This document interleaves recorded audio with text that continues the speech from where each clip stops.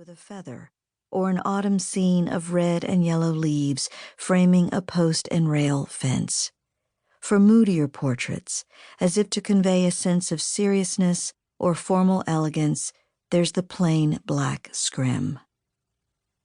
She was 40 years old. For the sitting, she'd chosen a long-sleeved black sheath, the high collar open at the throat.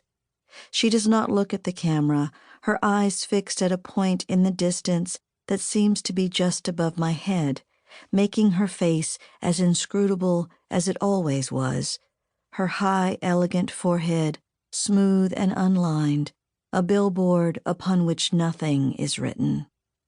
Nor does she smile, which makes the cleft in her chin more pronounced, her jawline softly squared above her slender neck.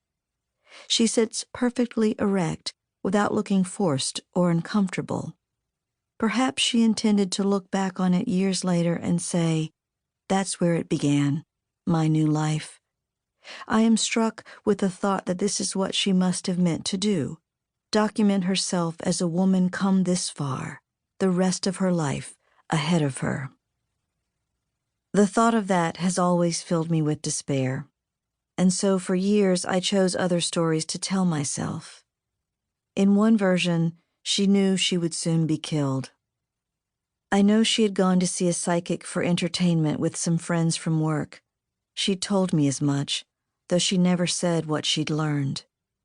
Around that time, she had also taken out several life insurance policies, and so, for years, I told myself she must have been preparing for the inevitable, making sure, in her last few weeks, that her children would be taken care of after she was gone. In reality, if the psychic told her anything, it was most likely something promising about her future. Romance, perhaps, or hopeful predictions about the new job she'd just taken as personnel director for human resources at the county mental health agency.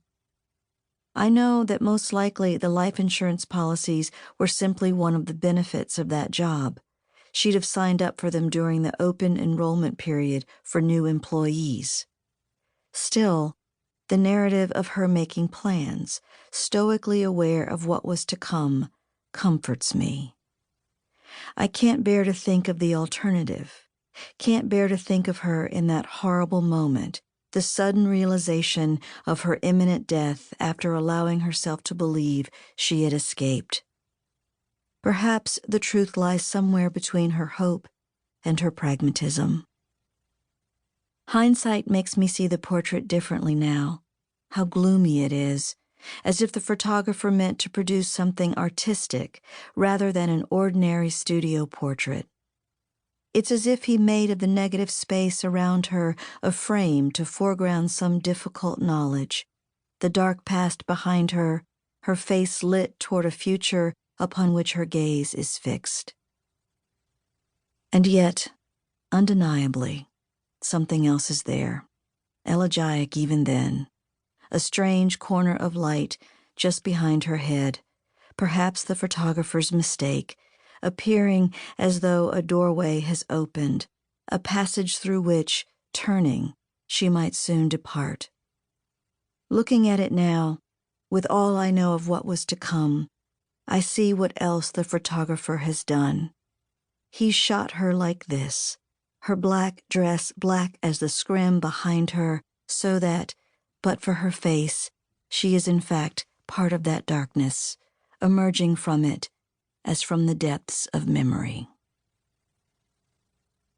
Nearly 30 years after my mother's death, I went back for the first time to the place she was murdered. I'd not been there since the year I turned 19, when I had to clean out her apartment, disposing of everything I could not or would not carry with me. All the furniture and household items, her clothing, her large collection of records. I kept only a few of her books, a heavy belt made of bullets, and a single plant she had loved, a Dieffenbachia. Throughout my childhood, it had been my responsibility to tend it, every week, dusting and misting the upper leaves and snipping the browned lower ones. "Be careful when you handle it," my mother warned. A small precaution,